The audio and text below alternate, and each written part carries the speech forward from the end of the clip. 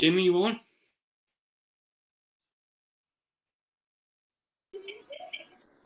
Hey, you're a little sideways. Jimmy, you turn it around. Yeah, your camera's vertical. Hey, you're a little sideways. Jimmy, turn it around. It's not the phone. Your camera's.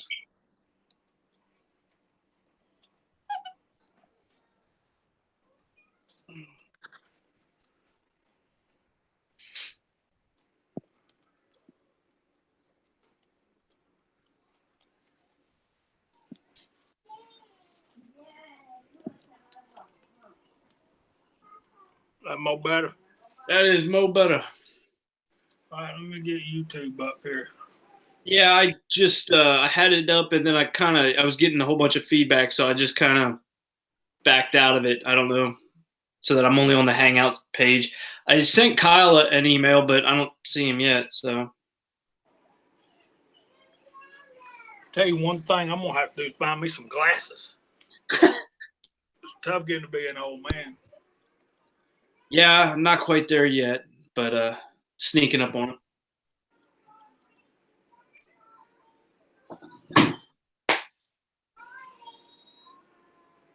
All right, guys. Well, we're waiting on Kyle to come up. Well, looks like we got 3 viewers right now. Appreciate you coming out. Kyle should be here hopefully here soon. He's probably going to be the lifeblood of I'm guessing this group as far as being talkative. What are you saying, bro? He's not a quiet man.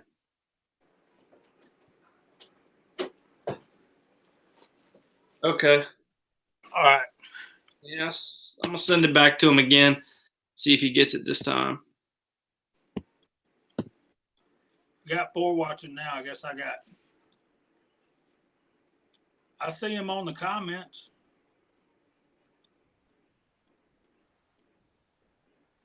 Where you at, Kyle?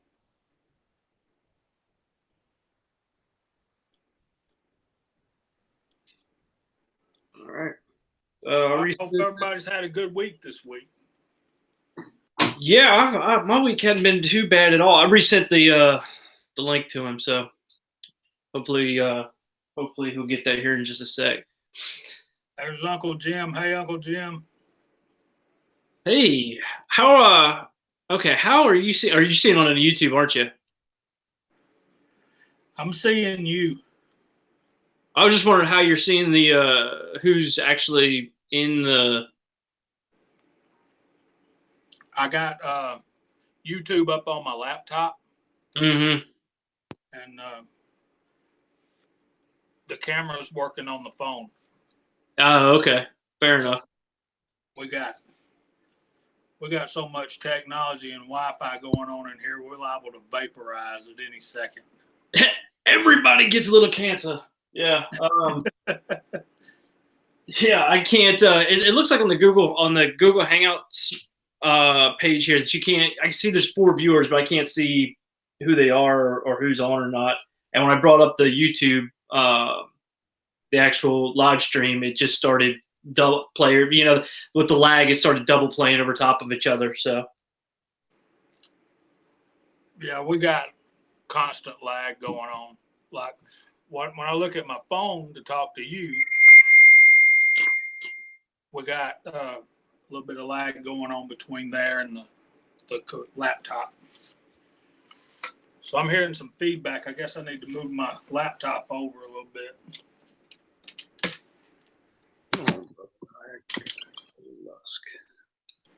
Yeah, Lusk lag for sure. That hurt, Uncle Jim? I don't have the link. Kyle doesn't have the link. Check your email, Kyle. Yeah, I don't know why. I've sent it. Yeah, I guess I sent it now, but I don't know. I'll keep trying here. One thing I wanted to talk about tonight. Eagle Eye Shooting. I got my shirt on. He did a video earlier in the week, and he mentioned the 3 of us. And we appreciate that. We appreciate it more than you know. And we can't wait to get you out of the state of California.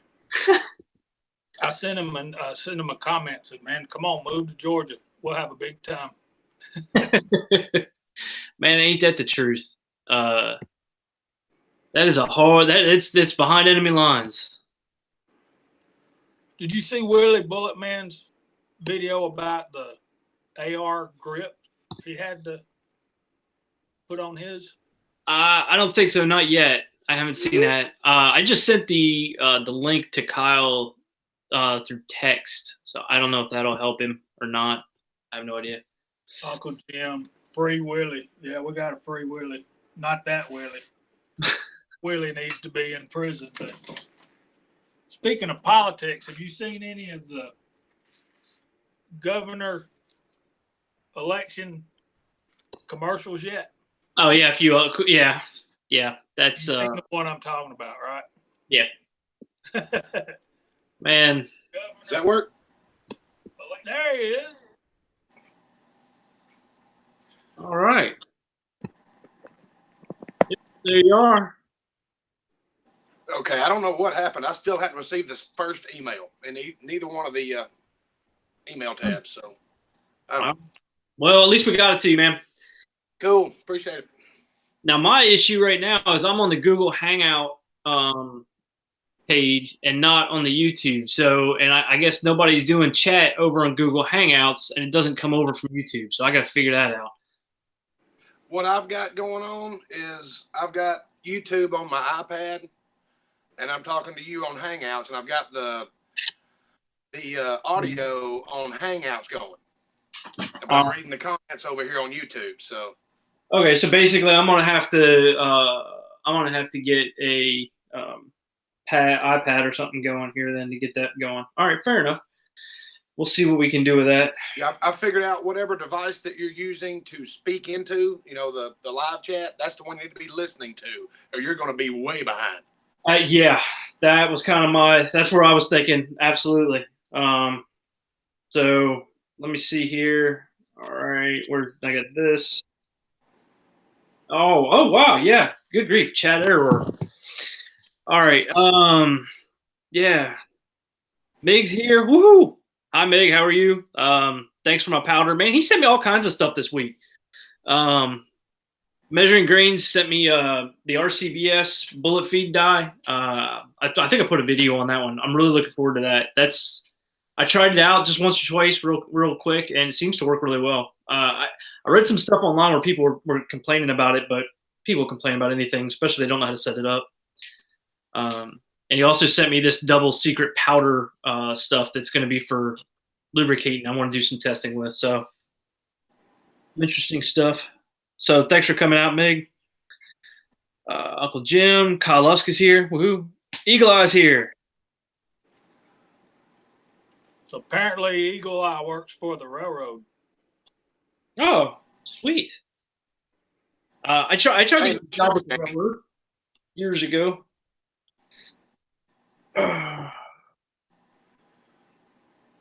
What'd you say, Kyle? I said, nice shirt. Yeah. Me too. Absolutely. It's you two, all twins. I'm the odd man out. I don't even know. I think mine's in the wash right now. You didn't get the memo, did you? No, yeah, I definitely didn't get the memo. I didn't get the memo that we were all going to dress the same. But, Gunny Highway would say, we got to adapt and overcome. I think, something like that. Improvise. Yeah, improvise, overcome, and adapt. Yeah. Yeah. I've been seeing a lot of shotgun slug stuff on YouTube. Uncle Jim's doing it. Now Thorzax is doing it. And Thorzax, I don't know if any of y'all have seen that video that he put out today, but they're pre-packaged, pre-wadded, pre-everything. If you reload shotgun, size the hull, prime the hull, shove the powder in there, stick this in there and crimp it, and you're done. Yeah. And how much easier can it get? And I love watching Uncle Jim stuff. I hadn't had time to watch his shooting videos today. Ever since I got home, I'm out in the yard trying to take care of a huge mess. And I hadn't had time. I normally hop on here about this time every night. It's starting to get dark, so. But I'm enjoying the crap out of that. I've been looking into shotgun reloading, and I noticed that if you go to leeprecision.com, they've got refurbished presses, shotgun presses, for like $40. Well, it's Lee, so I would hope that it would be up underneath 100. Well, I mean, they're half price. They're $80 brand new. I've never messed with the Lee loader. My dad's got one. I've never actually loaded anything for shotgun ever. I own one 12 gauge, sits in the closet. I've never touched it. I don't know if we can say this on YouTube, but I've taken the shot out of some stuff and replaced it with other stuff and had fun. But yeah, so it was funny because I grew up. I'm the lone Yankee of the family. I grew up in Delaware, and all we could hunt with was shotgun. So I mean, we did a lot of hunting with shotgun, but I never got it. I was really bad at trap shooting, so I never got into shotguns very much. West Desert Shooters on. Thanks for showing up, man. I appreciate it. Watch flimsy, Uncle Jim. JCM says the Lees are not worth your time, brother. I don't know. I used to watch the mech being used. I've been around reloading for my whole life, and I used to watch my dad use the mech, but I never paid enough attention to it. I figure if I get into 3-gun, I'm gonna have to figure it out eventually. Yeah, I know the Lee is a more flimsy model, and they shake and everything as you're using them. But for as little as I'm going to load with it, I'm not going. I'm going to be doing exactly what Uncle Jim's doing, just shoving slugs in and testing them, working up a good load, and boom, there you have it. I'll just have me an ammo can full of slugs in case I want to go elephant hunting. Yeah, you're not like a quail shooter that's going through 300 rounds in a weekend and having right. Yeah, right. Yeah, that makes a lot of sense. I can see that. Yeah, I mean, I know when I got started out on reloading, I got started out on a Lee Challenger press, and that did all right for a while. Starting out with something like that, if you're loading light, if you're not doing a whole bunch of work, yeah, I got spoiled. My first press was a Dillon 550. I've got a bunch of Shut up. Well, I've got a bunch of friends that reload, and some of them use RCBS, some of them use Lee, some of them use Dillon. And one guy told me, he said, "Look, I've had RCBS, I've had Lee," and another guy said,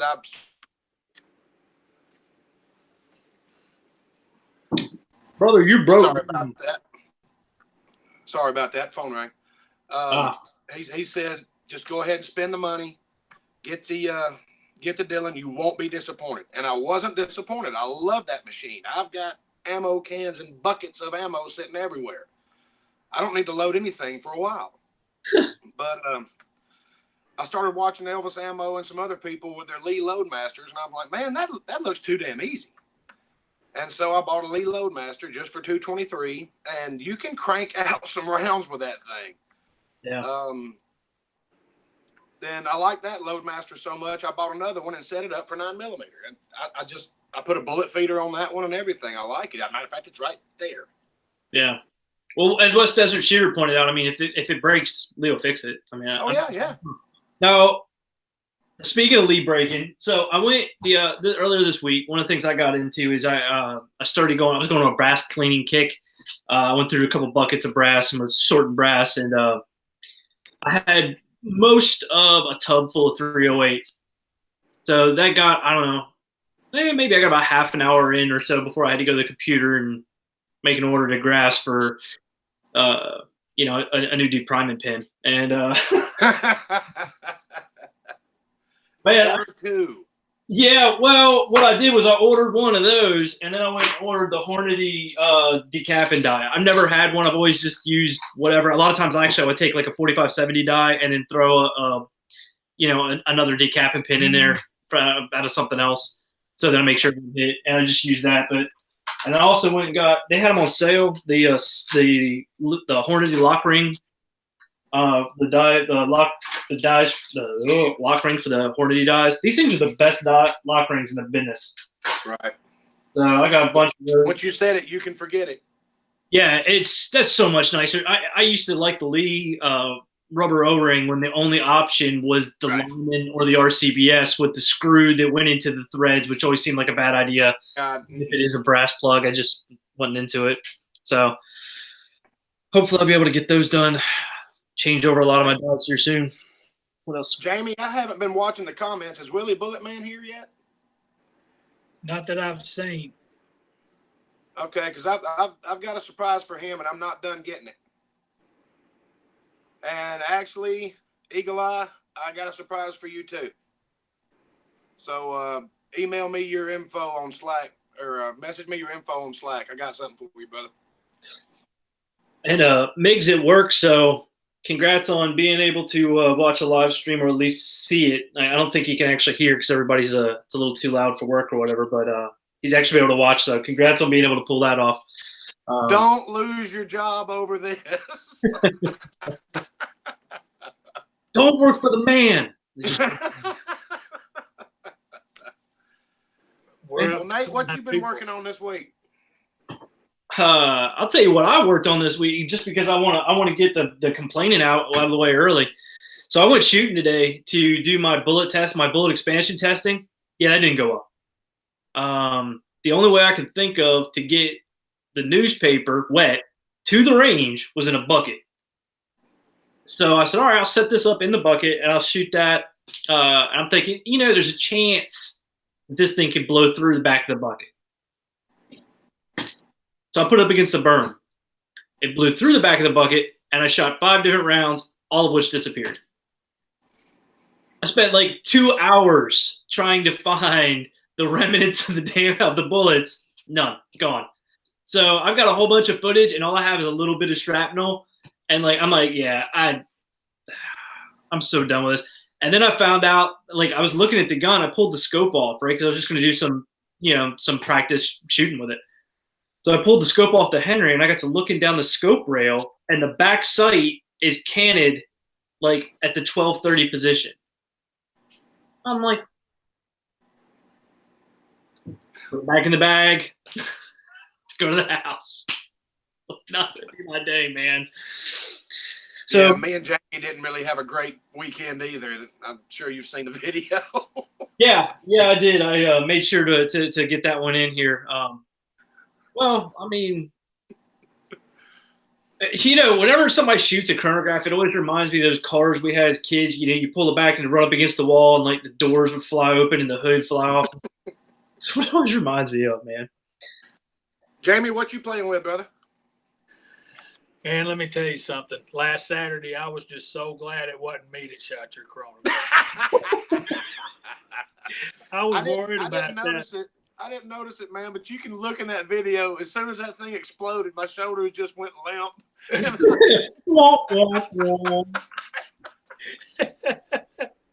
Yeah, man. I felt like such a turd. I said, man, I just nicked it. And he goes, one does not simply nick something with a 44 Magnum. Yeah. No. Like nicking something with a sledgehammer, it just doesn't happen. Yeah.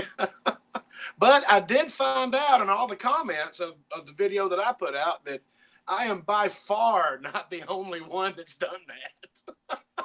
Almost. I mean, I think the whole story is there's the people that have shot their chronograph and then those that will. I haven't done it yet, but I'm sure it's only a matter of time. And actually, I was talking with the Matco tool guy, stopped by work today. I told him about it, and he just started laughing and everything. He said, I think you can go to Caldwell.com, and they make individual replacement pieces because that is not an uncommon occurrence. Oh, absolutely. You were looking for Willie's back on. And JCM 45. We've talked to, I think Jamie talked to Georgia Boy 44 before. But this is the first time we're actually hosting this one ourselves, and once we get this up and running, we'll send another invite out to him, and Moser is another Georgia guy. He's down here by me to see if they want to participate as well. Yeah, Georgia Boy. Go ahead. I have invited Georgia Boy 44, but he claims he's too technologically challenged, and I'm like, man, look at me. I mean, come on. If they didn't send me an invite, I wouldn't be able to do this. All he has to do is be on the phone. No, all he's got to do is be watching his email for the invite. assuming that it goes through. But man, he's a stand-up guy, man. I mean, from what I've seen of his videos, he's a pastor of a church. He can't be too bad, or they'd run him off by now. Yeah, I enjoy his videos. He's got a weird take on a lot of stuff, with just a different outlook on certain things. And you want me to explain that to you? Do what? You want me to explain that to you? One of the things I noticed when I watch him shoot is he's doing everything right-handed, but he shoots left-handed. Right. And then he reaches up with his right hand and cocks the lever and all. So I sent him a comment one day, and he was fussing about the size of his groups, and I said, "Well, you got the rifle on the wrong shoulder." He said, "No." I said, "The problem is that he's right-handed, but he's left-eye dominant." Yeah. Right. His father figured that out when he was very young, so he's been able to learn to shoot left-handed, and man, that's a problem for a lot of people when they start to shoot and they don't realize why they're not able to hit a target. Well, they're looking out the wrong eye. Their right eye is usually, or sometimes, most of the time, a right-handed person is right-eye dominant, but not always.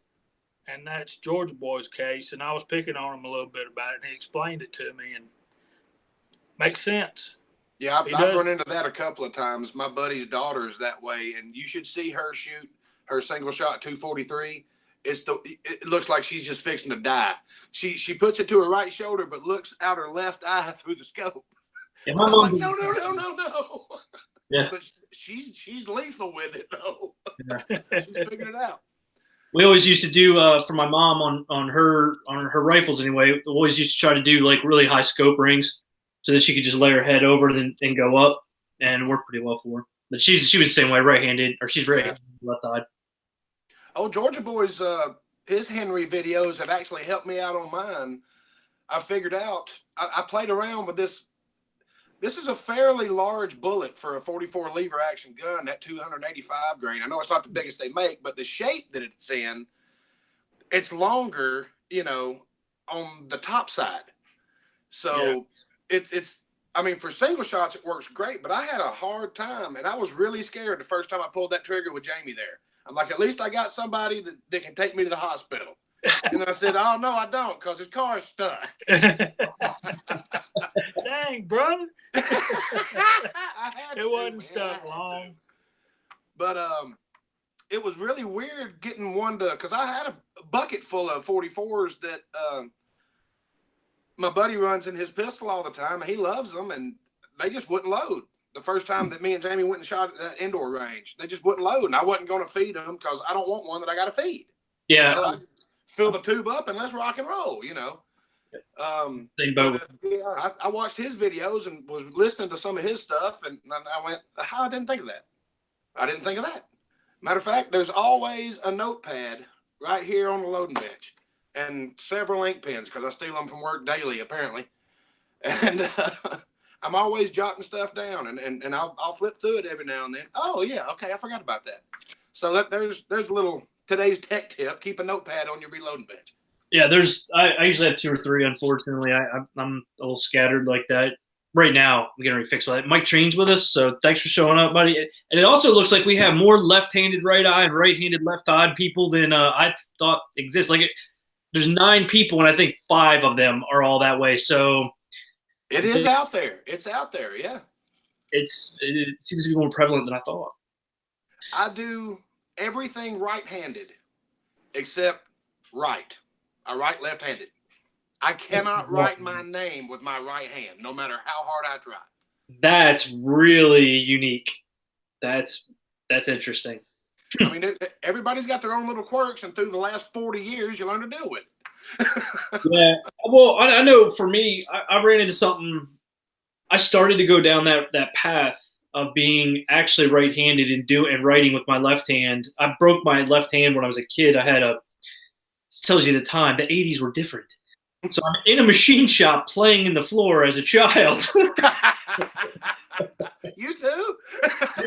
And I reach up to get up, and I grab a hold of this crankshaft thinking it's a steady object, and it comes down, and it just crushed my right hand. and Lord.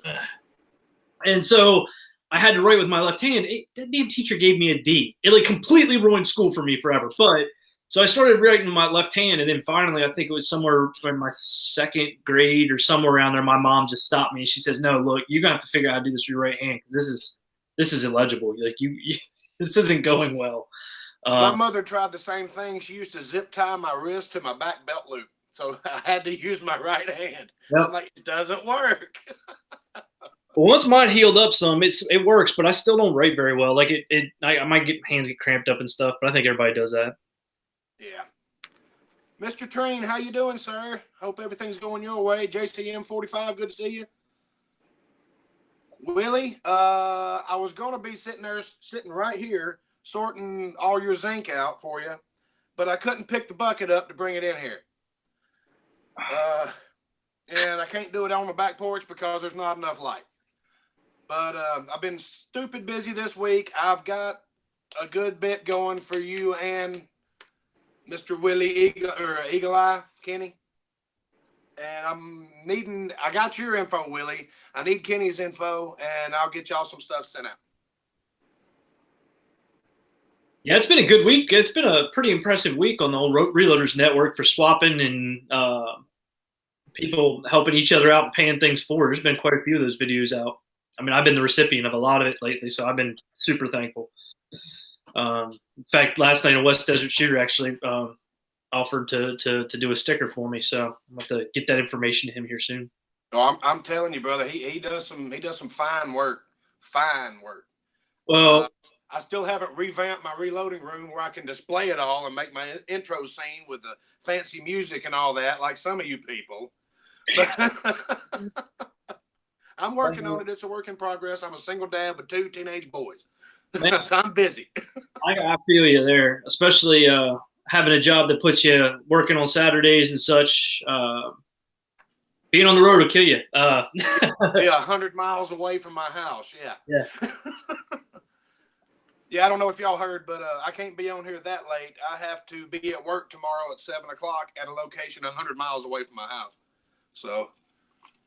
Well, you talk about renovating your reload room. So that's what I'm doing. That's actually going to start with this week's video is going to be the last of the Henry. Hell or high water. If I don't get a decent bullet, I'm just going to call it anyway for now. What bullets are you using actually? What weight? 200 and I've watched them a bunch, but I can't remember. It came out at 250 grains hollow points. I think it's 258 or something like that is what it's advertised as, but the hollow point came out at 250. And that's what you're wanting, a hollow point load. Is it? Yeah. That's right. Okay. All right. I was going to say, man, I have got a crap ton of these 230 grains that I'm shooting steel with a 4.5-inch Colt lightweight Commander at 100 yards. Yeah. All day. Bang, bang, bang, bang. I'm about to say I'll send you a handful of them, and you can try those if you want. I've got several different other 45 bullets if I want to mess around with some other stuff later. Just offering. I appreciate it. This whole thing was about the hunt and load and trying to work all that up. What I found that makes me feel like I can move on is when I went about 6 to 8 inches into that newspaper, after 5 shots, I had blew a hole in the center of the newspaper about that big. So it's expanding with force. Yeah, it's expanding fine. It's expanding right where a deer heart's going to be, so knock it out. I'm fine. Well, I'm wondering if they're going too fast. Well, if they're going too fast, they'll just explode. That's what I would think, but there was no shrapnel in the bucket. None. What about holes around the side? None. Nothing. So then there would be a big shock hole in the center, and then you go down a little bit further, then went back to individual holes, and then it shot out the back, and I found a couple pieces of shrapnel in the berm behind it, but that could be from hitting the bucket, that could be from blasting into the dirt and the sand. So if I'm making that big of a hole at the right spot, I'm getting expansion where I want it. Right, but are you destroying the other shoulder? Yeah, exactly. So you don't want to do that either. You want the best bang for your buck. Yeah, literally. Well, down here, man, our deer are about the size of a dog, so I mean, that's really kind of inevitable anyway. My brother shoots it. My brother hunts with a 300 Win Mag. It's insane. Why? he had one run off one time. Like I'm telling you, That's man. because it didn't know it was shot. Yeah, well, you know how hunting stories go, especially hunting stories down in Georgia. There he was. Exactly. You have to gauge just how much beer was involved to figure out kind of, yeah. So beer and hunting camp are the only things that match. Beer and hunting do not. yeah, well, you tell them that. I know. I live in Georgia too. My brother, when he first started hunting, man, he was like super hunter dude. You know, get up in the stands, all about quiet. You get up there and he's got his clothes all this stuff right perfect. 2 years later, he's smoking in the sand, drinking a beer, taking a piss. You know, they completely give up on any of that stuff, and he was still nailing one like once a year at least for a while. Yeah. I had one year. My buddy invited me, or actually his grandparents invited me and him. They had a nuisance problem. They had does everywhere. They actually had nuisance permits from the Georgia DNR. Unlimited does. Woohoo! We went up there. I got 4 in one day, and you know I'm what 16 years old at the time, maybe 17, and I show up with all these deer in the back of the truck, and my mother is flipping her wig. She doesn't know what to do. I'm like, I'll handle all of it. So I just totally destroy the kitchen, and she's like, it looks like you're doing an autopsy on an alien in here. What's going on? And then we had deer meat running out of our ears. We were trying to take it to the local homeless shelters. Yeah. And they can't accept it. Yeah. Yep. A lot of them they can't accept it. I was like, some of the churches will, but most of them won't. But yeah, it was. I got burnt out on deer hunting, and I know that's a very weird saying, but I got burnt out on deer hunting pretty early. Then picked back up in my early to mid 20s, and had a lot of success. Actually went into stalking and that kind of stuff. That's really fun. I think I'm more into that too than sitting up in the stand just getting cold. Yeah, just sit there and freeze your toes off. I don't like that. My West Desert Shooter brought up that 300 Win Mag's pretty normal, but a 700-yard shot is pretty normal. Yeah, a 100-yard shot's normal here. Well, what we do, we use a strong word. I don't have any mice in my pocket or anything, but some of the people I've witnessed, they truck hunt. They run around dirt roads right there around dusk or in the morning or whatever, and they see a deer at the edge of the field, and they pull over and they open up the window and they shoot the deer, and they go out there in the field and they pick it up and they throw it in the back of the car. We used to call that mobile managing. Yeah. And never participated in it. That's just what we called it. Yeah, some of those shots are 500 yards. I mean, my brother's boss uses a 7 millimeter mag. I think is what he's using, right? Like just a remnant mag, and he takes them left and right doing that. And I just don't find the sport in it. It's just like, if I need them, it's actually illegal too. Yeah, but come on now. It's a relative term. Legal is too legal. No, not around here. But we're talking about renovating your reload room. So that's my next step, man. Like I'm gonna do this video with the Henry here this Sunday or this Monday, and then after that, so tomorrow, hopefully, actually, we're gonna pull all this crap out of here, and I'm gonna sand and paint and start in here and building a bench and all kinds of crap. So it's gonna be I know a guy that can make you a solid steel 500-pounder. What I'm planning on doing is like a butcher block kind of deal out of 2x4s. I'm going to cut them, rip them in half, and make my bench top out of that, and then recess them about 1/4 of an inch, then fill the top with epoxy. Okay, cool, yeah. So I got a plan for the bench top, and I got a plan for. Well, I've got it all planned out. It's right. There were some things I had on eBay I'm trying to get rid of to try to finance some of this, and that's just taking too long. So I'm just going to get started. But it's also going to be a very fun project too. I mean, you're going to have fun doing it. Yeah, I wouldn't be doing this if you weren't into that kind of stuff. So yeah, exactly. I mean, I've done this. One of the things that's funny is this room looks like garbage. I mean, it'll be in the video, and the reason why is because I threw my reloading stuff in here when I bought the house about 4 years ago, and I didn't want to keep it in here. I wanted to build a garage out back, and it just hasn't happened. And I was always in my head, it's like, listen, if I actually paint this room and everything and set it up, I'll never change it. So that's why I was like, I'm not going to paint it. It's going to look terrible. I'll always know it's temporary. And I was talking to the girlfriend, and she's like, just finish the room. Like, it's going to be a year, 2 years before you get that garage done. Just do it. Okay. So that's my next big project. I'm in the midst of creating the man cave in here where I'm at tonight. My son moved out of the house a little bit before Christmas time, so I'm slowly moving my reloading stuff in here. And, he was only 32 when he finally moved out. But I miss him. I miss him. Oh, I bet. I bet. JCM 45. Have a good night, brother. Thanks for coming in.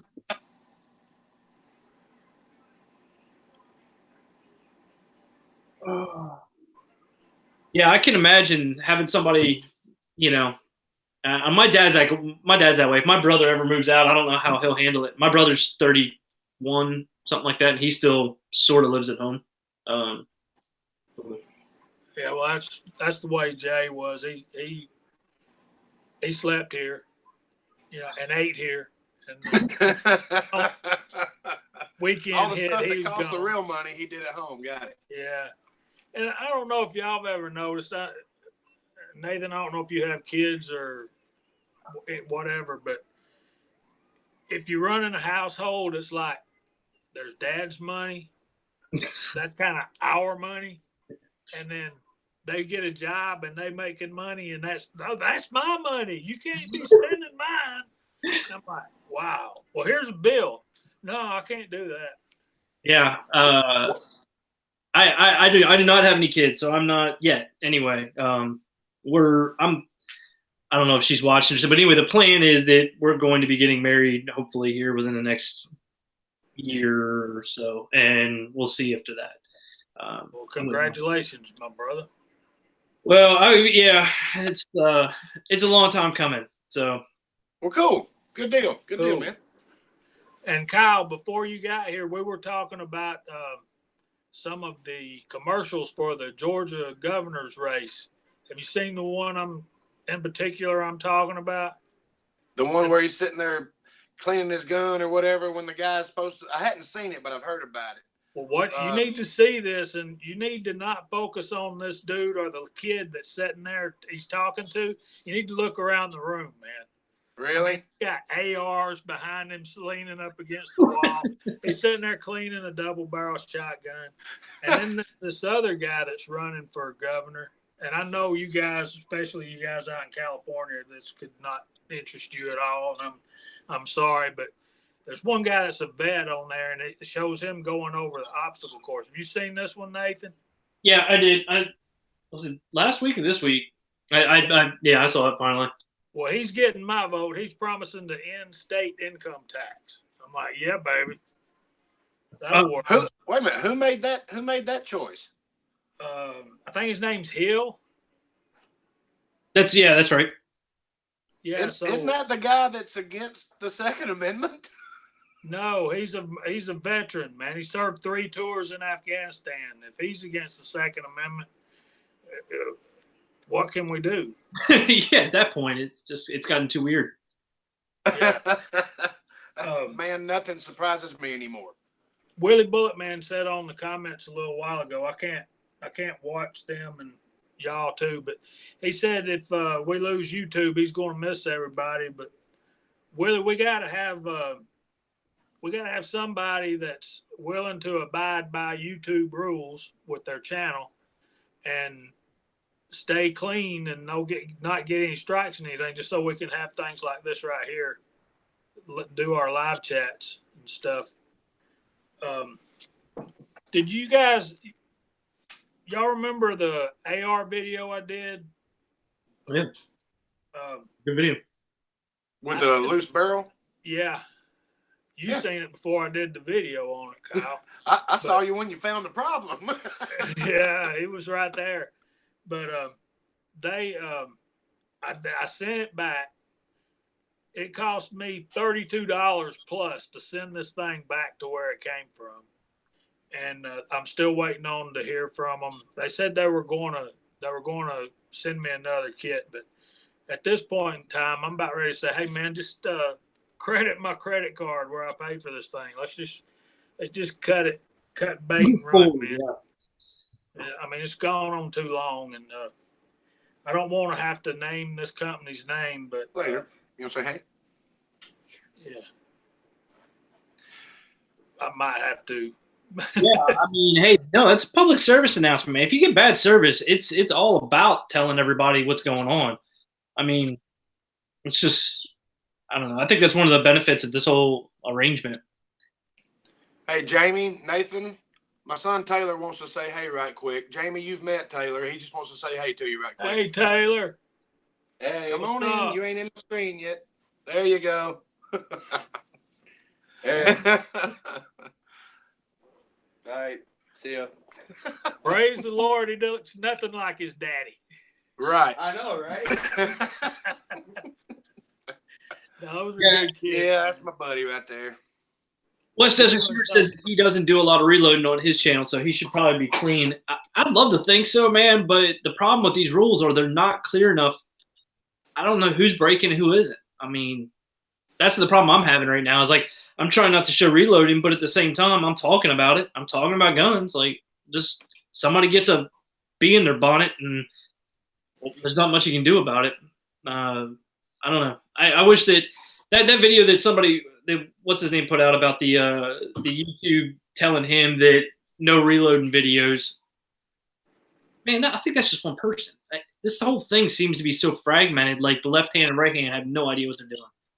I think that entire video that was put out was some staged video that somebody made to try to make us quit doing what we do, because nobody's attacked anybody's huge channels. I'm not worried about mine.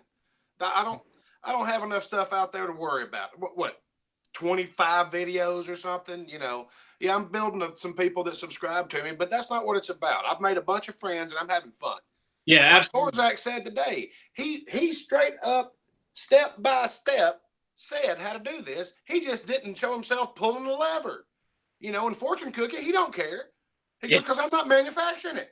I didn't manufacture this shit. I'm just assembling it. Yeah. You know, I don't know what's going on.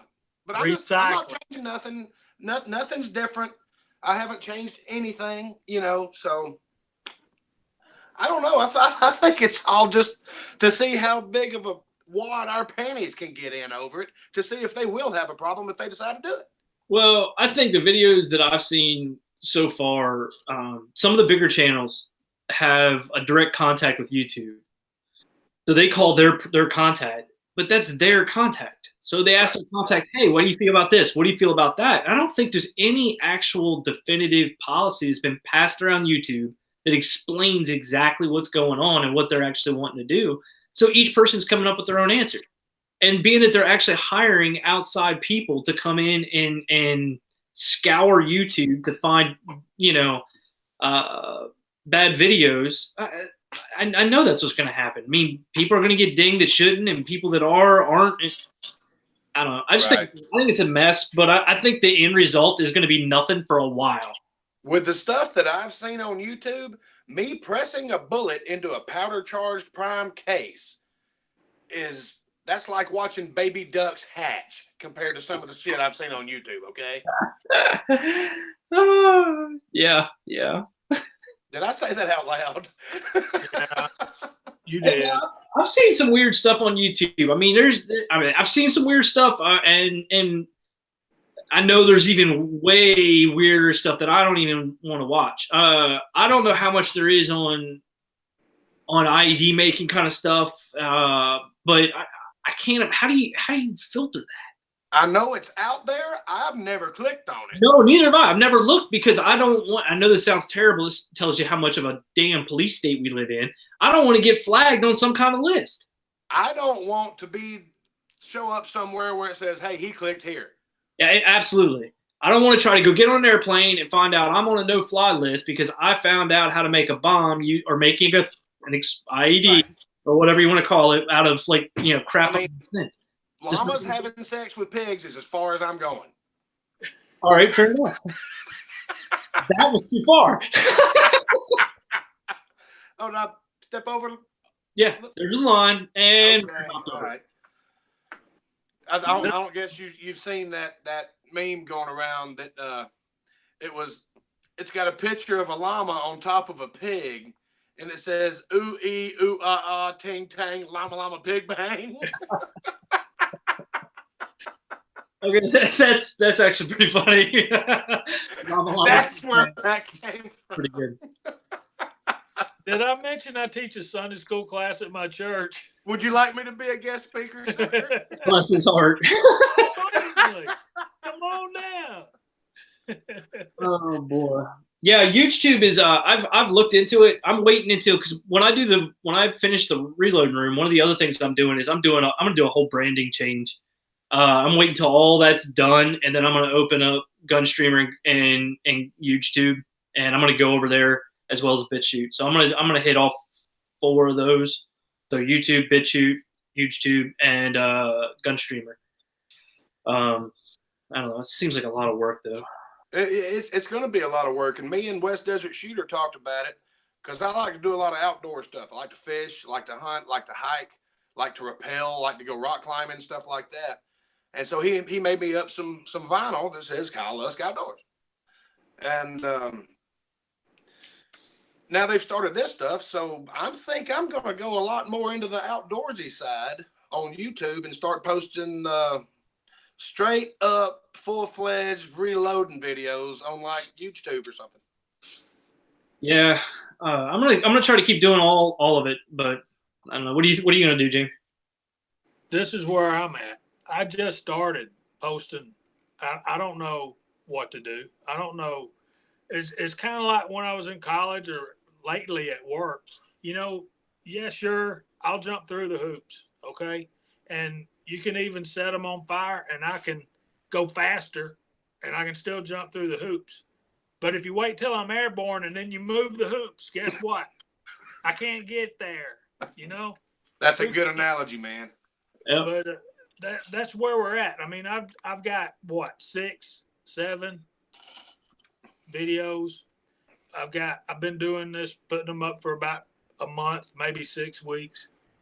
And you just don't know what to do. And one thing I will say, thanks to all the y'all guys that have subscribed already. I got 40 subscribers, and who'd have thought 40 people want to hear what I say? I mean, you know, a while ago I said I taught a Sunday school class. Well, there's 6 of us, you know, when everybody's there. But the Lord knows what He's doing because He don't want me to make too big of a mess, right? I can't imagine what's going through some of these people's heads, like Fortune Cookie and Johnny's Reloading Bench and especially Elvis Johnny, Ammo. I mean, what are they thinking? They don't have the time to do it. Loads of Bacon took an amazing amount of time to go through and take anything having to do with a press handle in his hand, took it down, and made a trailer video and posted the real video somewhere else. I can't imagine how long that took that man. Of course, I guess about after the 400th one, he probably got pretty good at it. Yeah. Copy and paste, you know. Well, but, I mean, my Lord, I've got grass to mow. I got to drive to work. I've got kids. I know he's got kids too. He's got a lot of kids. I'm busy as hell with the 2 I got. He's got 6. Where does he find this time?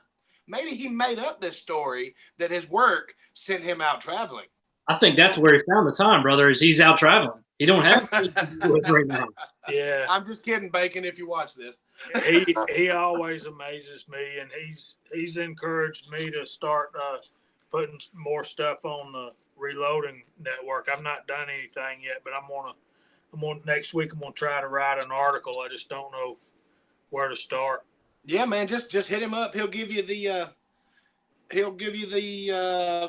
little email access credentials thing. It doesn't take long to fill it out, and they've got to approve it, and boom, it's on there. As long as you don't do anything ignorant, it'll be posted. It'll just be after they review it. So he's already approved me and stuff like that. Okay. And I would think that Loads of Bacon being Loads of Bacon, if he sees something from you, I don't even think that he'd go through it with a microscope. Just go ahead and post it. Well, he better. You One bet. thing I need to know, not this past Christmas, but the Christmas before that, say around Thanksgiving of 2016, I pulled the first lever on a press. Up until that point, I've never reloaded anything.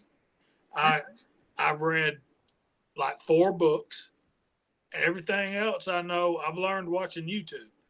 And Right. the opportunity to give back and expand on what I've learned from you guys and take it in my own direction and do stuff, been a real blessing to me. But you guys named them all. I mean, those are the people I learned how to reload from.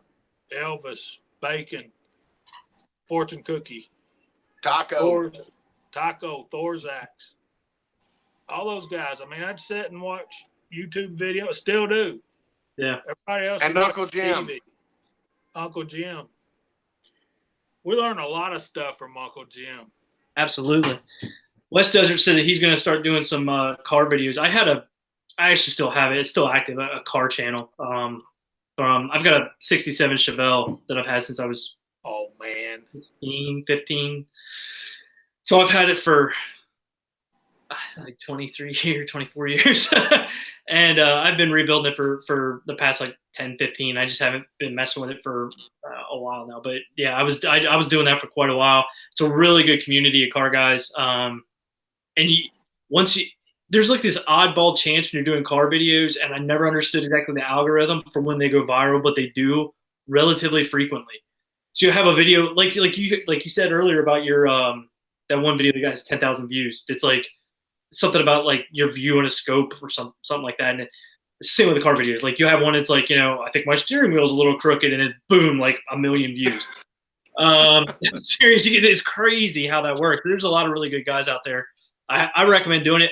I don't know if you want to do a separate channel on it though. But I mean, it's definitely a good idea to diversify in this environment. Yeah. Ain't that the truth? Hey, Fuzz, you showed up. What's going on, brother? Oh, Nathan, you just got a subscriber. I appreciate it.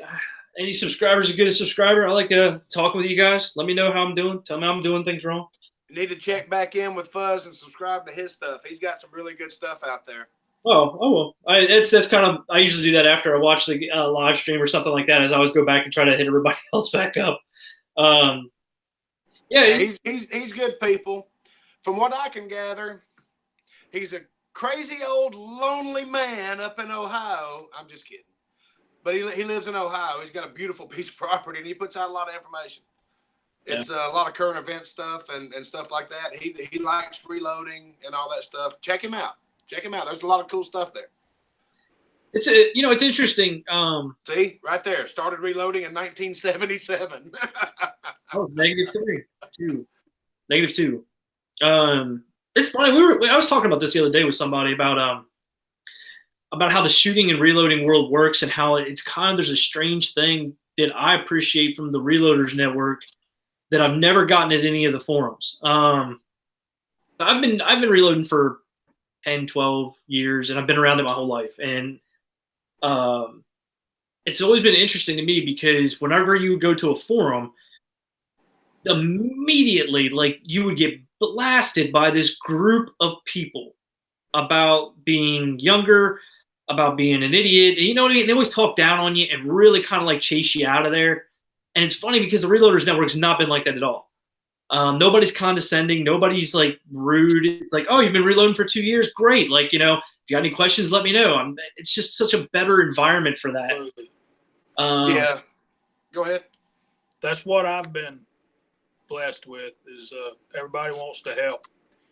And yeah, I've noticed that a lot in different places. Yeah, I don't like to call names, but there's one in particular, let's just say 45 ACP type stuff. And yeah, I don't feel welcome at all. Oh yeah, absolutely. There's a couple of them that are like that. I mean, I've done a lot on. I did a lot on Cast Bullet on the Cast Bullet Gunloads forum for quite a few years, and I just ignored the guys that were annoying, and I think everybody else did too. Um, but it's funny now coming over to this and how because I was under a different screen name back then, so there's no real tie-in that people know of or whatever. But I still every once in a while talk to people here that I talk to there, and you can actually tell that they're like in a better place here than they were over there. It's really weird. What I've noticed is all the forums, they say they want to spread their channel, so to speak, but as soon as somebody new shows up, they try to run them off just because they want to keep what they got. Oh yeah, inevitably the first thing that you hear from a lot of those guys is like, use the search function. Right. We hadn't ran anybody off. We're trying to bring people over here. Yeah. It's grandbaby time. Try to bring them over here and then try to help out, man. Trying to spread the love. Right. Don't use the search function and research something the wrong way. Ask the question that you want to know the answer to. Woohoo! Hello, child. Hello. There's Rigby. Tell everybody, hey. See, Kyle's waving at you. Hello. Wave back. That's awesome. She's like, how does this thing work? Yeah. How do they get these people in the box? Watch right there. You'll be on that one in a minute.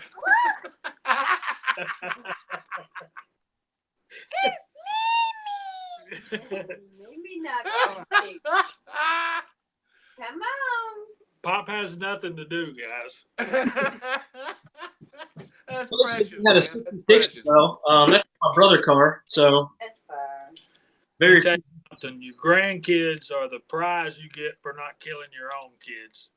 Man, Right. You get to feed them a bunch of caffeine and give them back.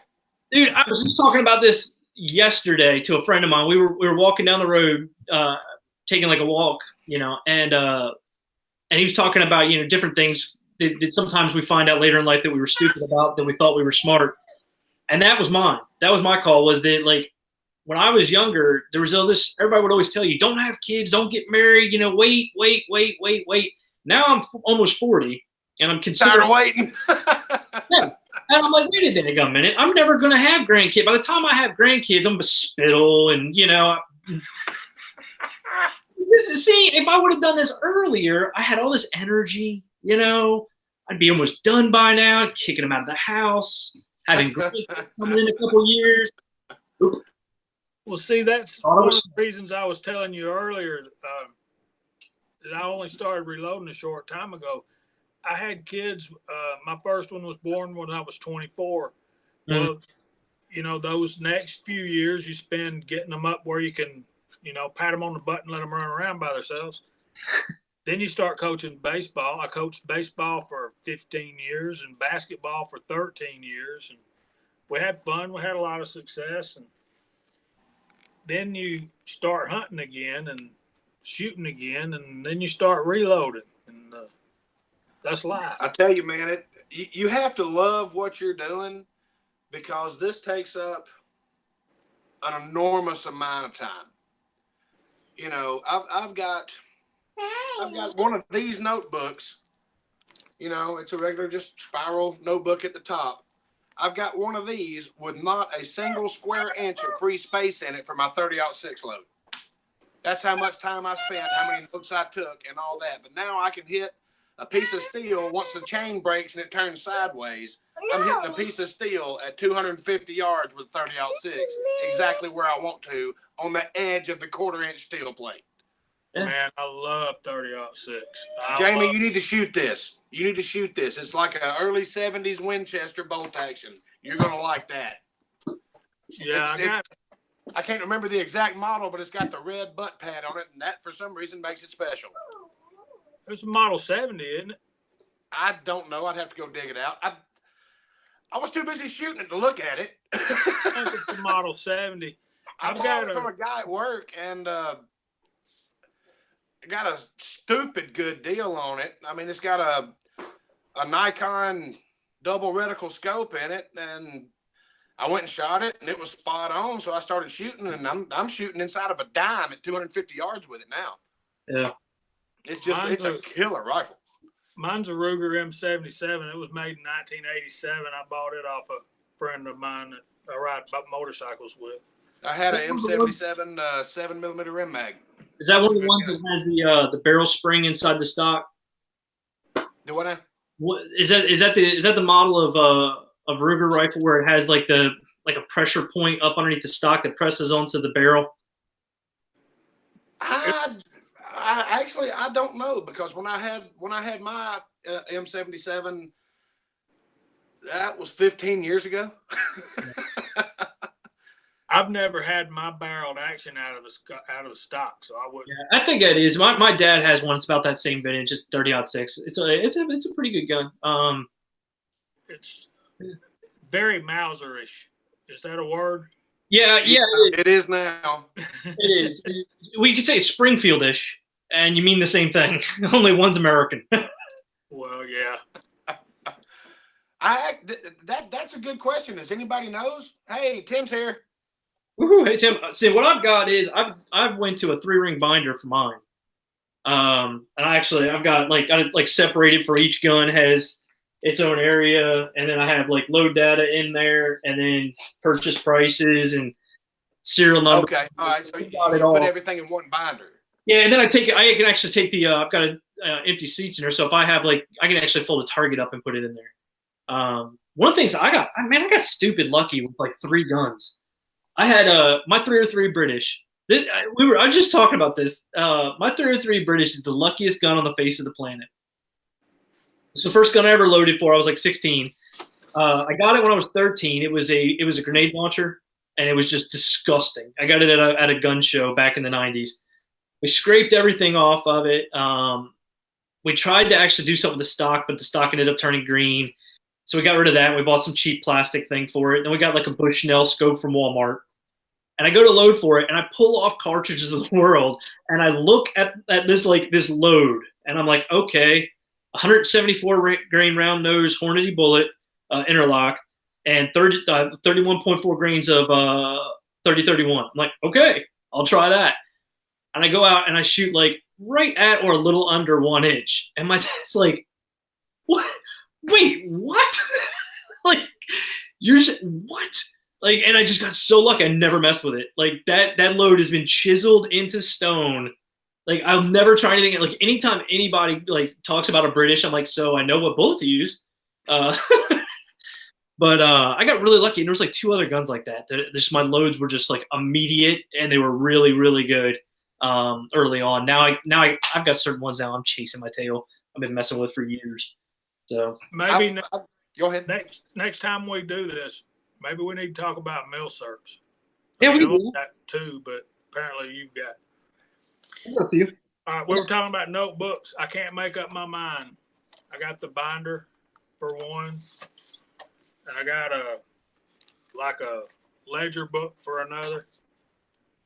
Well, here's something I will tell you guys, just from one thing I've picked up, and it's from something that happened when we were kids, is it definitely have something that has your serial numbers in there and everything else in a different spot than where your guns are, and your cost of purchase and stuff like that.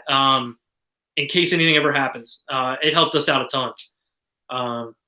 What I've done about that is I've taken pictures of all of them, recorded all of the serial numbers, and put it on a flash drive, a thumb drive, and stored it away somewhere. Well, technology. Yeah, I hadn't thought about that. I've actually just got mine written down and sitting somewhere safe. So yeah, I would encourage you to do that. Actually, I got that idea from Iraqi Vet 8888. Hey, peace. I actually- How you doing? go ahead. Tim uses composition books, by the way. I've got one. I've got a composition book, got the ledger book, and the 3-ring binder thing. So I'm confused. I can't make up my mind. Yeah, I like my 3-ring binder because I can change it. Right. If I need to move something around, I can move it around. I don't have to fiddle with it. I hadn't considered the pictures, Jamie. That's a genius, because one of the problems we had is they had taken the guns and carried them out like they were firewood, and some of them had got nicks and stuff in there. And these were like really, really, really a lot of cherry milsurps and a lot of collectible guns. And we had a hard time with the insurance company proving to them that these nicks were not there. So that pictures is a damn good idea. In fact, I'm going to do that. I'm going to do that same thing. That's a good idea, Jamie. I appreciate it. Yeah, when you with your ARs, that is your firearm. Yes, sir. That's your serial number right there. The rest of it, you got to have pictures because it's milsurp is milsurp. You got to have records, particularly on ARs, how much you're paying for this stuff that you're building this thing with. Yeah. Or you're not going to get the money you've got into it out of your insurance company. Yeah, absolutely. I've got one that I've got sitting here to my left. That's a sporterized or a custom that I've been building. It has narrow serial number on it anymore because of corrosion and filing and everything else. But the pictures would certainly help a lot. That's really a genius move. I don't know why I didn't think about it. When we do a milsurp thing, let me know. One of my fellow gun nuts at work actually has a M1 Garand from World War II. Cool. His grandfather had it, gave it to his dad. Actually, his wife's grandfather had it, gave it to his wife's dad. When they got married, her dad gave it to him as a wedding present. That's cool. That's really cool. 1942. And yes, it got this thumb. Just barely. Because I knew about it, but it got it just a little bit. And yeah, the other thing about the 3-ring binder, Jamie, that is really cool is you can add to that when you swap and trade. Right. That's because me and my dad do a fair amount of swapping back and forth. I think it was I think Taco asked me today about my milsurps, and I'm trying to give him the list, and I actually got to go look. Because I don't know, man, did I swap that to Dad for something? And I'm trying to remember. That's terrible. Not a reason to have a good person. And it's funny that you say that because my dad's got a few of my firearms and I've got a few of his. And yeah. They moved up into a cabin into the mountains, and he's like, all I need is my 12 gauge and my 40 caliber pistol. I'm like, Dad, there's bears up there. Hey, that's something I wanted to talk to you guys about while we're on here. I know we're running a little bit over, but what is the perception out in the gun world of 40 caliber? Are we moving away from 40 caliber? Did I not get the memo? If everybody else wants to move away from 40, that's fine. Jamie, you and me can take advantage of all the surplus pieces and build a stockpile because I love it. I absolutely love 40 caliber, and I don't understand. I mean, it's the closest thing to a 357 Magnum that's out there. Well, it's cheaper to load, it's more accurate, and everything else in a 9mm and a 45. Well, not cheaper to load than a 9mm. It's more accurate at higher velocities than a 9.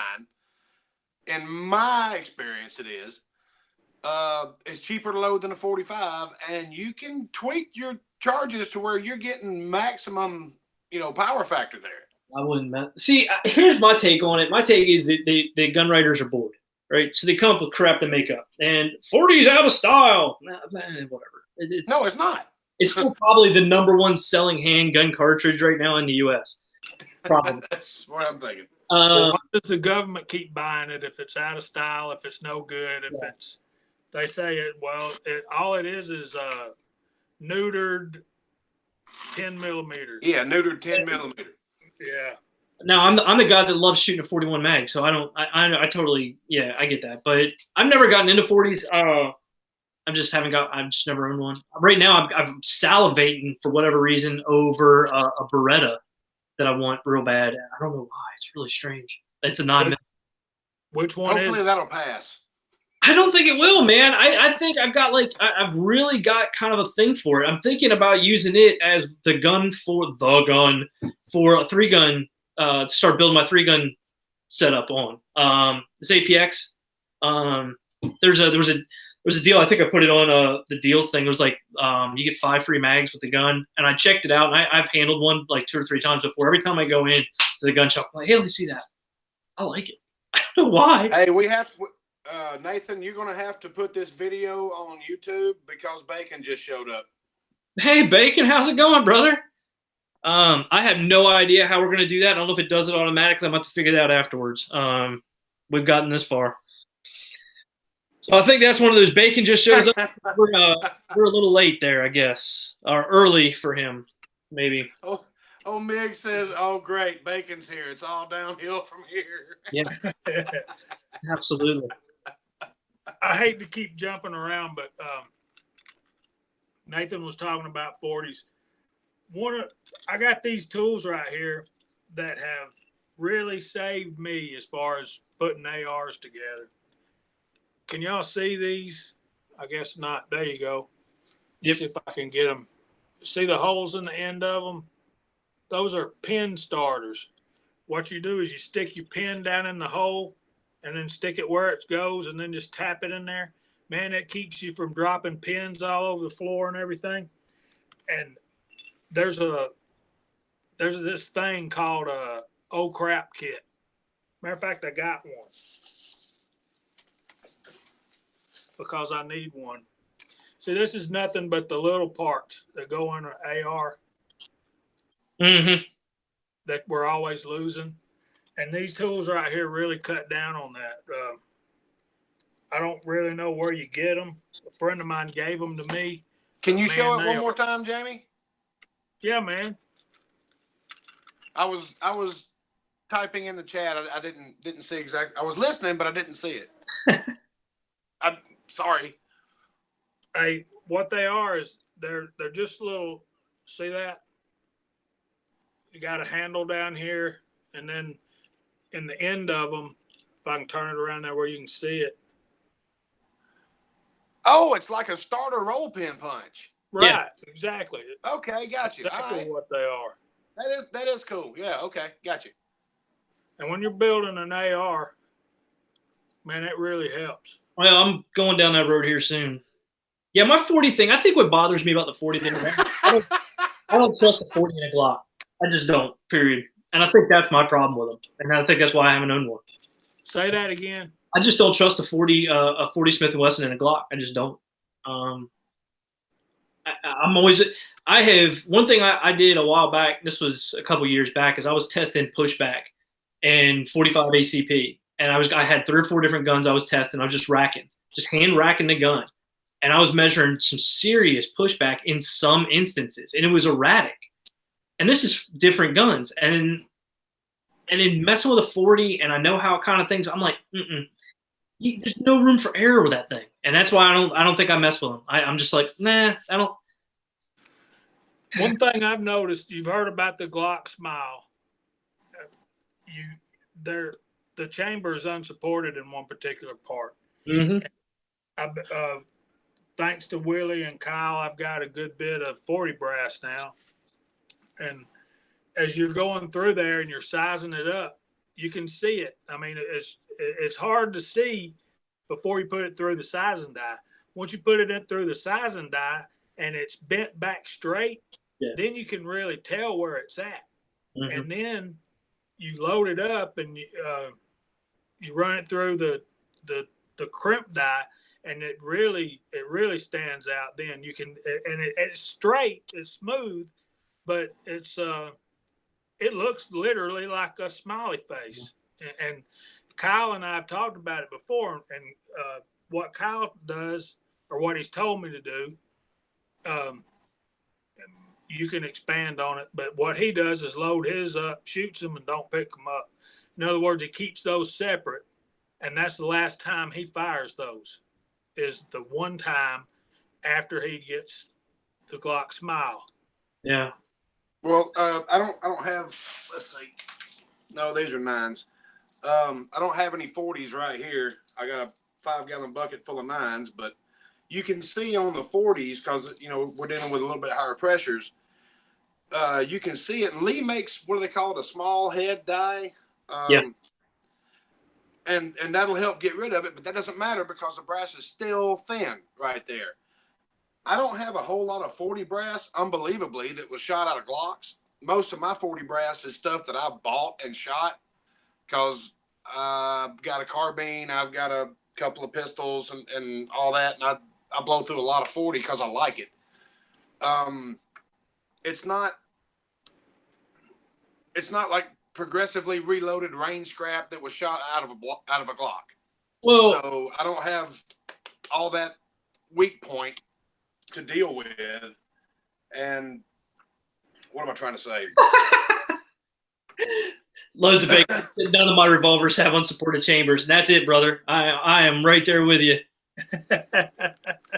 I mean, I do own Glocks. One's a 45, one's a 9mm. I was never a Glock guy, but now I own 2 of them because they shoot really well.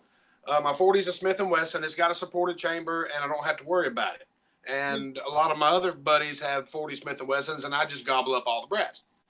Now, my take on it, for the most part, cause I'm not so much worried about the Glock Smile. I mean, I know of instances. Like, I know guys that have had Glocks pop on them with factory ammo. Right. I mean, that's what bothers me about them is that, you know, and I guess it's just kind of a pet peeve of mine. But I know that a supported chamber gun be fine. I would not want to mess with an unsupported chamber. I just don't like it. I just think it's a poor design. I mean, I know why they did it, so that they can run the damn thing in sand. That's why they did it. Yeah, the damn thing will feed anything. Yeah, you know. But the problem is it'll also feed anything and then blow up in your face.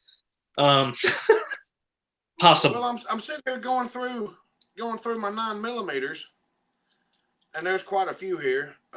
Yeah, that's exactly why they bulge cases. Is they have an unsupported chamber right there where basically right where the feed ramp type area is. There's like a crescent moon area that goes past the case head. It's unsupported. There's nothing there, so it actually blows up like a little bit of the case right in that one spot. And then supposedly you can't reload that ammo, but I've never worried about that. I just wouldn't reload that ammo in another unsupported chamber gun. Well, what it'll do is if it's already to the weak point, and you can reload them a couple of times as long as you work the bulge out of them and everything's good. You'll be sitting there and you'll go to fire that round, and what'll happen is the round will go out the barrel, but the magazine will hit you in the foot with a little bit of authority. Fuzzy, the gunsmithing books that I've had were the old NRA books from like the 1970s, and they were in pieces. They were not bound very well, and the glue came out almost immediately, I think. So that's the stuff that I read. I think they're over at my dad's right now, and I got a lot of good information out of them back in the day. I do not consider myself to be a gunsmith, but that's something that I haven't read a new one that includes many of the. I mean, the stuff I've always read was always like, you know, how to take your small ring Mauser and make a 257 Roberts out of it, and that's why that's over there. So as far as like doing AR work and stuff like that, I'm going to start, but I have no idea what I'm doing. I'm watching videos and everything. And another thing you can do with Glocks is if you're like me, I bought a police trade-in. The barrel was wore the hell out. Okay? I already had Trijicon night sights and all that on it, and I got a killer deal on it, but the barrel was wore out. So I took the Glock barrel, threw it over there in the corner. Over there, Jim, with your 380 casings. It's right there. And just buy a replacement barrel, slide it right in there with a supported chamber, and you don't have to worry about it. Word. That is absolutely a good, or just, you know, get a brother. Don't talk bad about 380 now. Tim's on here. Hey, I got a little Walther that's kind of mine's the girlfriend's, and I love that thing. It's nice. I'm surprised that Uncle Jim has not sent me a pallet of 380 brass just to see what I would do with it. Pour gas on it, set it on fire. Well, They're fun, then man. I'd have to shovel a big molten ball of brass out of my driveway. 380s are a fun little round. They, unfortunately, just put them in the wrong gun so often. It is. That's a And fact. does either one of you guys have experience reloading 380s with 9mm dies? Is it possible? I think so. I've never done it. I mean, I know I've mistakenly loaded 380s with 9mm dies. There shouldn't be necessarily any reason why you can't do it, except for, you know, you get the 9mm tapered die. So you just have to pay attention to, you know, or as a tapered case, you just got to pay attention to make sure that you're not, you know, pinching anything off too soon. Or, yeah, it shouldn't be that big a deal. That's what I was wondering about. Hey, guys, any of you guys in the comments got any info on that? Because, I mean, I've mistakenly loaded 380 with 9mm dies. They do go in the barrel, but essentially I made a 380 Magnum because it's got a 9mm powder charge and a way too heavy bullet. Hey, Scotsman's here. If any of you guys have got any experience with that, I really want to know, because I've got a crap ton of 380 brass, and I've got so much 380 brass that I would literally buy another mold just to cast for it. You know, that way I'm not just throwing it away. I kid you not, there are 2 5-gallon buckets full of 380 brass over there. You must get a lot of it then. Well, I deal in 9mm quite a bit. Okay, it's a 3-gallon bucket and it's full. I've got 6 of these. Quite a bit. With the guys that I shoot with. Oh, and another thing that I want to say, with the guys that I shoot with, I'm the only one that reloads, so I collect all the brass. We were talking about being left-handed shooting and right eye dominant and all that earlier. Yeah. One thing that we actually focus on is offhand shooting. I shoot everything right-handed, pistol and rifle. We also run drills under time where you got to shoot everything left-handed, pistol and rifle, because you never know what'll happen. And you would be surprised at how terrible you are if you're not practiced at it. Oh, I know I'd be terrible at it. We first started doing it, and we weren't even hitting the targets at 7 yards. I'm like, what? I don't know if you caught it. That brings up another topic. I'm sorry. No, it's all right. Earlier, I think it was yesterday. I don't know how many of y'all ever watched God, Family, and Guns, but he put a video up about the 5 best motorcycle guns. Okay, so if you're riding your motorcycle down the road, your right hand's on the throttle. He said about every gun, he said, and carry it strong side. Hey, man, you can't do that. If you're a biker, you know your hand's on the throttle. Okay, somebody start shooting at you. You're on your bike. What are you going to do? The smart thing would probably be to stop. Okay, just stop your bike and let them go on. But you can't draw right-handed if your hand's on the throttle. So this, what you're talking about, Kyle, is something that anybody else out there that rides a motorcycle, what I'm thinking of doing, I've got my new XD right here. By the way, anybody knows if this is a supported chamber or not, let me know. I'm trying to take it apart to figure it out. But I'm thinking about... I was going to say, take the barrel out of it, Jamie. Yeah. I'll get the book out in a minute. I'm thinking when I ride of putting a left-handed holster on the right side, on my right side, where I can draw cross-handed. What my buddy Kelly does, he's a Harley guy.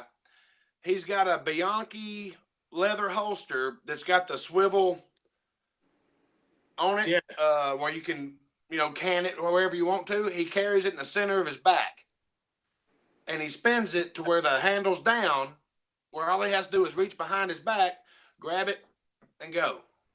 Not that he's ever needed it, but he's just one, it's better to have it and not need it than need it and not have it. So, well, that's what we all do, is we train and prepare for worst case scenario, praying that we never have to use it. Right. I have had to draw a firearm in a self-defense position before. I pray to God I never have to do it again, because it is not fun. It is not fun. Like a fool afterwards. Do what? So I puked like a fool afterwards. Man, I was steady as a rock. It was that's what worried me more than anything. Right. I wanted to bring this up just because I thought it was funny. I don't know if you guys saw Loads of Bacon. We are international TV stars. Woohoo! He's got us. One thing I thought was funny. Did you read Bacon's comment? I love 40 calibers. Yeah.